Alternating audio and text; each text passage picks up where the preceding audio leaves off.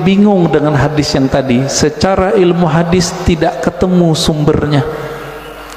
Maka beliau katakan, wahai Rasulullah, kata ahli hadis ini enggak ada sumbernya, bukan kalam engkau.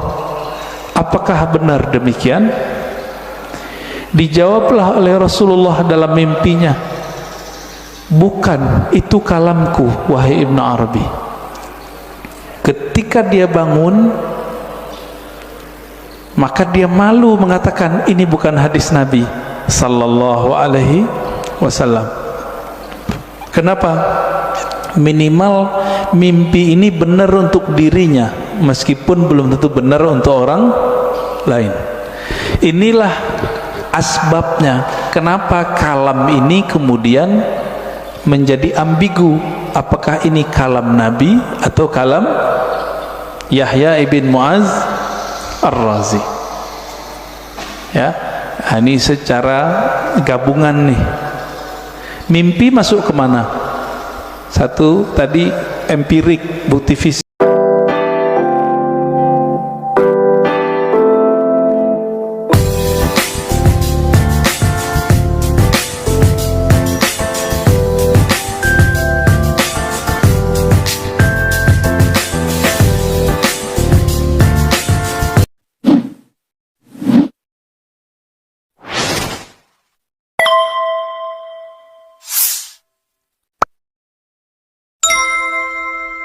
Assalamualaikum warahmatullahi wabarakatuh. Alhamdulillahi rabbil alamin, hamdan yuwafi ni'amahu yukafi'u mazidah. Asyhadu an la ilaha illallah, asyhadu anna Muhammadan abduhu wa rasuluh. Allahumma salli wa sallim wa barik ala nabiyyina Muhammad wa ala alihi wa ashabihi wa li baitihi wa dhurriyyatihi ajma'in, wa ba'du. Allahumma inna nas'aluka khaira hadzal yawm wa khairan fihi wa ba'dah, wa na'udzu bika min syarri hadzal yawm syarri ma fihi syarri ba'dah. Bapak saudara, ikhwan fillah, banyak orang mendengar kalam ini. Siapa yang kenal dirinya, maka kenal Tuhannya. Sering dengar ya? Man 'arafa nafsahu faqad 'arafa rabbahu. Siapa yang kenal dirinya, dia pasti kenal Tuhannya, Rabbahu. Imam Ibnu Qudamah itu menyebutkan redaksi yang berbeda. Man 'arafa qalbahu, 'arafa Rabbahu. Siapa yang mengenal qalbunya, maka dia akan kenal yang membolak-balik kalbunya, yaitu Allah Subhanahu wa ta'ala. Ada yang bertanya, ini hadis atau bukan? Nah, ini pertanyaannya dua sebenarnya. Ini hadis atau bukan, lalu maknanya apa? Setelah kita teliti, ilmu hadis itu, Bapak saudara makan Allah, jika kita buat pemetaan ilmu keislaman, bahkan semua ilmu di dunia itu dapat dirumuskan jadi 4 cara mengetahuinya. Disebut epistemologi, bahasa Arabnya madarikul ulum. Bagaimana cara mengetahui suatu hal? Yang pertama lewat indera, bukti-bukti fisik.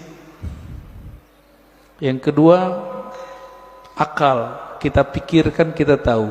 Yang ketiga kita tes. Yang keempat pakai spiritual, pakai rohani.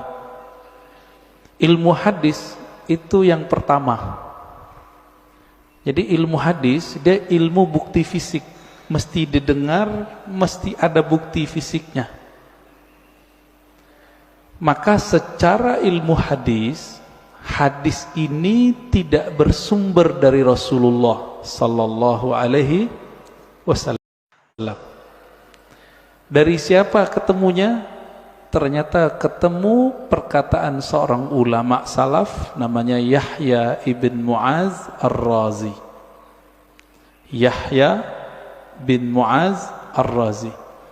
Yahya bin Mu'az Ar-Razi ini ulama ahli qalbu di zamannya, beliau wali besar. Kalam-kalamnya itu bukan lagi kalam kayak kita. Dia jika berkalam, kalamnya itu hampir mirip dengan kalamnya Nabi sallallahu alaihi wasallam. Sehingga dikira ketika dia berkalam begitu, itu kalamnya Rasulullah sallallahu alaihi wasallam. Itu secara apa? Ilmu hadis. Siapa yang mengatakan itu? Imam Nawawi. Lalu diikuti oleh Imam Suyuti dan imam-imam yang lain. Jadi secara ilmu hadis gak ketemu di Sahih Bukhari, gak ketemu di Sahih Muslim, gak ketemu di Sunan Abu Dawud, Tirmizi, Nasai, gak ketemu. Ketemunya di perkataan-perkataan ulama. Nah, jadi tolong Bapak saudara Allah yang hobi ngaji tasawuf, harus tahu bab ini secara ilmu hadis. Ilmu hadis pendekatannya bukti fisik, disebut dengan empirik, ya. Tapi ada seorang imam namanya Ibnu Arabi yang beliau menggabungkan ilmu zahir dan batin. Beliau ini ahli hadis, tapi lebih dikenal sebagai ahli qalbu. Guru hadisnya ratusan. Buktinya beliau meriwayatkan hadis-hadis langsung dengan sanadnya kepada Rasulullah sallallahu alaihi wasallam. Jadi dia sebutkan dari gurunya sampai kepada Nabi Muhammad sallallahu alaihi wasallam. Ibnu Arabi ini dia bermimpi bertemu Rasulullah. Di dalam hadis yang sahih dikatakan, man ra'ani fil manam faqad ra'ani. Siapa yang bertemu aku dalam mimpi, dia betul-betul bertemu aku. Fa inna syaitana la yatamatsalu bi. Karena syaitan tidak dapat menyerupai aku. Ibnu Arabi mengatakan ciri-ciri wali Allah itu kalau dia mimpi, dia sadar dia lagi mimpi. Ibnu Arabi mimpi ketemu Rasulullah dan dia sadar ini pasti mimpi karena Rasulullah sudah wafat. Lalu apa yang beliau lakukan? Beliau bingung dengan hadis yang tadi, secara ilmu hadis tidak ketemu sumbernya. Maka beliau katakan, wahai Rasulullah, kata ahli hadis ini enggak ada sumbernya, bukan kalam engkau. Apakah benar demikian? Dijawablah oleh Rasulullah dalam mimpinya, bukan, itu kalamku wahai Ibnu Arabi. Ketika dia bangun,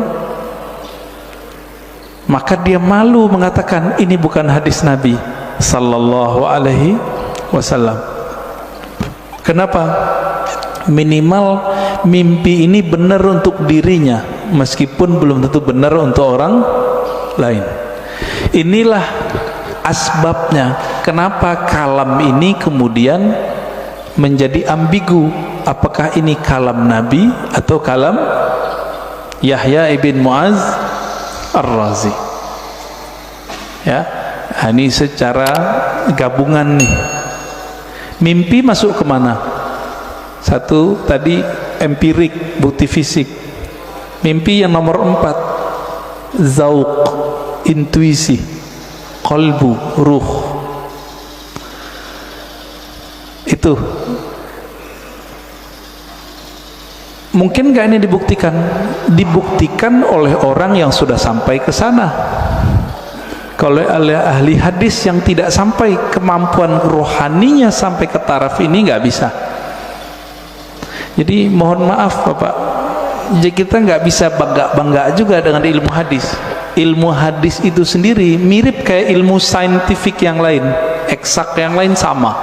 Ilmu sejarah, arkeologi. Kalau sekarang apa namanya, untuk ngecek orang meninggal itu, kuku-kukunya dicek, apa namanya, ya forensik gitu ya. Jadi bukti fisik semua. Ilmu hadis mesti berdasarkan zahir fisik.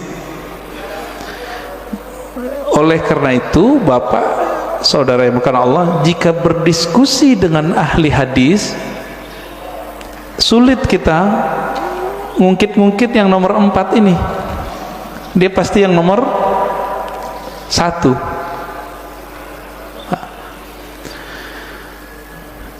Coba lihat kalamnya. Siapa yang kenal diri, kenal Allah.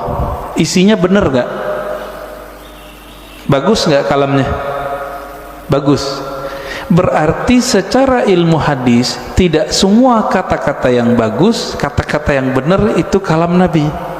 Secara ilmu hadis banyak, Pak. Bahkan tidak semua yang benar itu kalamnya Nabi. Contohnya Monas di Jakarta, benar nggak? Saya bilang Nabi bersabda Monas di Jakarta. Jadi palsu nggak? Jadi hadis palsu deh, Pak. Maka tidak semua kata-kata yang benar, kata-kata yang baik itu pantas dikatakan bersumber dari Rasulullah Sallallahu Alaihi Wasallam. Nah, ilmu hadis begitu, Pak, agak kaku. Ilmu hadis ini dia harus dibuktikan. Saya ketemu guru saya ketemu gurunya. Ini sebagai contoh hadis yang paling sering kita dengar, innamal a'malu bin niat. Hadis ini Imam Bukhari mengambilnya dari ahli Mekah, namanya Humaidi. Gimana ketemunya? Oh, ternyata Imam Bukhari melakukan rihlah sekaligus haji. Bertemulah dengan Imam Al-Humaidi, murid dari Imam Syafi'i. Terbukti, secara ilmu hadis dikatakan muttasil, hadisnya nyambung. Makanya innamal a'malu binniyat, hadisnya sahih, ditaruh di nomor 1 dalam Sahih Bukhari. Imam Bukhari sering mimpi ketemu Rasulullah, iya, tapi mimpinya dia tidak taruh di bab hadis. Ada seorang imam namanya Al-Baihaqi, punya kitab judulnya Syu'abul Iman dan Zuhud. Di kitab beliau menukil kalam Nabi tapi yang didapat orang dalam mimpi. Dan itu populer, Pak, di masjid-masjid kita, khotib-khotib kita dulu. Tahun 2006 seorang profesor nelfon saya dulu di UIN. Saya waktu itu masih kuliah. Dia telepon, "Ar-Razi, ente ngaji hadis bukan?" "Iya. Saya mau khutbah besok. Tapi bingung ini hadis itu bukan." Wah, kita kaget, Pak. Profesor masih mau nanya sama mahasiswa. Akhirnya saya katakan, "Hadis apa, Prof?" "Hadis siapa yang hari ini sama dengan kemarin maka dia merugi." Tahu hadis itu ya? Yang hari ini lebih buruk dari kemarin maka dia terlaknat. Saya senyum, "Maaf Prof, itu bukan hadis, tapi itu kalam Nabi yang didapat oleh Imam Abdul Aziz bin Rawat dalam mimpinya." Kata Imam Baihaqi, qala Abdul Aziz bin Rawat, berkata Abdul Aziz bin Rawat, "Ra'aitun Nabiyya sallallahu alaihi wasallam fil manam yaqul." Aku mendengar Nabi sallallahu alaihi wasallam di dalam tidur berkata. Kata di dalam tidurnya dihilangin oleh khotib-khotib. Sehingga jadinya gimana? Aku mendengar Nabi bersabda, "Siapa yang hari ini sama dengan kemarin fahuwa maghbun." Siapa yang hari ini beda dengan kemarin, lebih buruk dari kemarin, fahuwa mal'un, terlaknat. Nah itu. Ini disebut hadis mimpi. Tapi ingat, hadis mimpi bukan hadis secara ilmu hadis. Tapi kalau versi yang keempat itu hadis, Pak. Maka versi keempat, hadis Nabi gak berhenti. Sampai sekarang berlanjut. Menurut versi yang keempat. Dari mana buktinya? Buktinya Nabi sendiri mengatakan, siapa yang bertemu aku dalam mimpi, dia betul-betul bertemu aku. Loh, tahu dari mana ketemu Nabi? Kalau ingin dibuktikan, buktikan secara fisik. Baca cerita Nabi, fisik Nabi, Syama'il Nabawiyah, perhatikan mimpinya, sama atau tidak. Ini mazhab ahli hadis. Ahli hadis mensyaratkan jika mimpi ketemu Nabi, mesti karakter yang kita lihat sama seperti yang di hadis. Contohnya, Nabi suka pakai baju hijau, pakai serban, terus pakai tutup, ya, ada yang mirip Sayyid Muhammad Alawi Al-Maliki.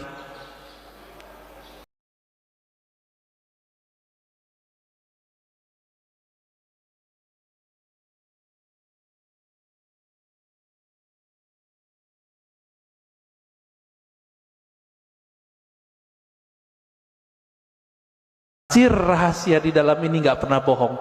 Ma kadzabal fuadu ma ra'ah. Dalilnya itu. Tidaklah si fuad ini, si kolbu ini, si hati ini pernah berbohong dengan apa yang dia lihat.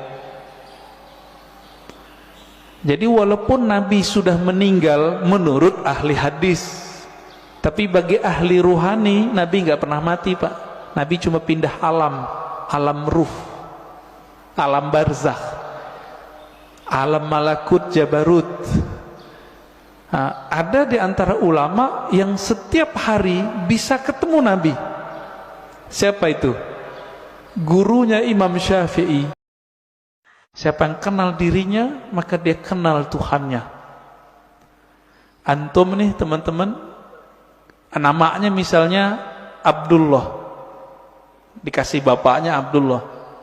Mengenal diri itu mengenal tubuh si Abdullah atau kenal yang mana? Sekedar mengenal jasad? Tentu tidak. Lalu kenal apa ini? Kenal yang mana ini? Bukan yang jasad ini. Kan banyak juga Pak, anak-anak udah 7 hari nggak punya nama. Bapaknya datang ke kita, Tat, kasih nama dong anak saya. Berarti nama jasad ini itu bisa dibuat, bisa dirubah, Pak. Sebelum kita masuk ke tubuh ini, kita punya nama. Benar nggak punya nama? Kita lahir di dunia, yang ngasih nama siapa? Orang tua, guru. Sebelum kita masuk ke dunia ini, kita di alam ruh. Allah mengatakan, alastu birabbikum, bukankah aku Rabbmu? Allah memanggil kum, kamu. Berarti kita ada nama, Pak. Cuma nama ini disimpan di dalam dada Rasulullah sallallahu alaihi wasallam. Kita nggak tahu. Ditanyalah oleh orang Bani Israel, orang ahli kitab, ya Muhammad, apa itu ruh? Turunlah ayat yas'alunaka 'anir ruh. Mereka bertanya kepadamu mengenai ruh. Katakanlah ruh itu urusan Allah. Kamu tidak diberi ilmunya kecuali sedikit. Sedikit di situ, wa ma utitum minal ilmi illa qalila. Sedikit menurut siapa? Menurut saya, menurut Nabi, menurut Bani Israel, atau menurut Allah? Menurut Allah. Maka sedikit menurut Allah itu banyak menurut kita. Ya. Orang kaya di Indonesia bilang, saya ngeluarin uang dikit. Dikitnya itu udah 100 triliun, Pak. Ya. Apalagi raja di raja alam semesta ini, Rabbul Alamin, Allah Subhanahu wa ta'ala. Ilmu ini disimpan dalam dada Rasulullah. Ada sahabat yang dikasih tahu, ada yang tidak. Maka Nabi itu bisa ngerti, Pak, dengan izin Allah. Ada orang nih jihad, kayaknya paling kuat, kayaknya paling banyak bunuh musuh. Tapi Nabi mengatakan, finnar, masuk neraka, masuk neraka. Orang yang baca ini di satu rumah, rumahnya akan disinari cahaya nur Muhammad sallallahu alaihi wasallam. Orang yang keluar rumah baca ini, maka salawat dari malaikat 10 kali rahmat keselamatan turun kepadanya. Orang yang baca ini di suatu tempat yang katanya angker, kabur yang angker, nanti dia jadi muslim dia.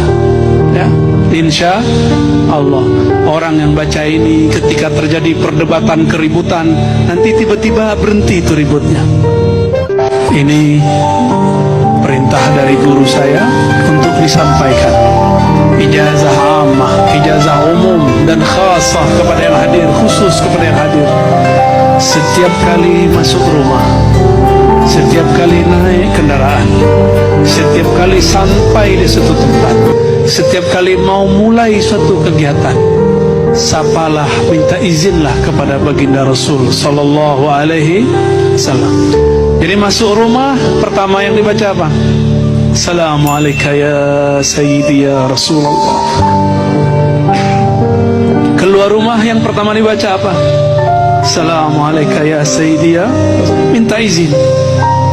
Mau makan, masuk ke lapangan, masuk kantor, masuk tempat kerja, masuk ladang, masuk kebun, mau menikah, mau apa saja, minta izin kepada Rasulullah sallallahu alaihi wasallam.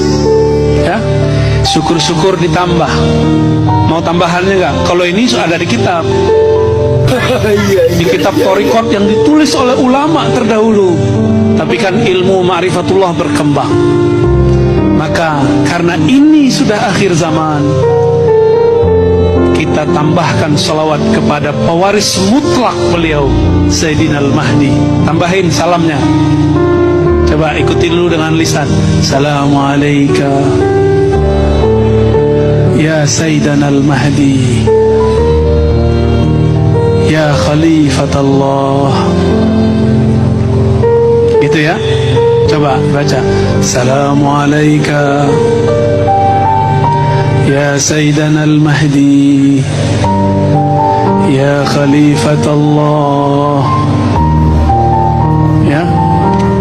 Ada satu lagi, belum ketulis juga di banyak kitab, tapi ditulis di kitab kolbu para ulama. Salam kepada Sayyidina Khidir alaihissalam. Siapa nama kecil beliau? Balya. Siapa nama kecilnya? Balya bin Mulkan atau Malkan. Ya, boleh Mulkan, boleh Mal.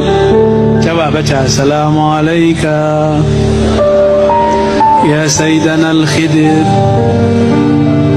Balya bin Mulkan Abul Abbas. Nah, boleh dibaca, boleh Al-Khidir aja, boleh Balya bin Mulkan, lebih afdal ditambah Abul Abbas. Al-Fatihah. Ar-Rahmanir-Rahim. Ya Hamid. Siratal ladzina an'amta 'alaihim.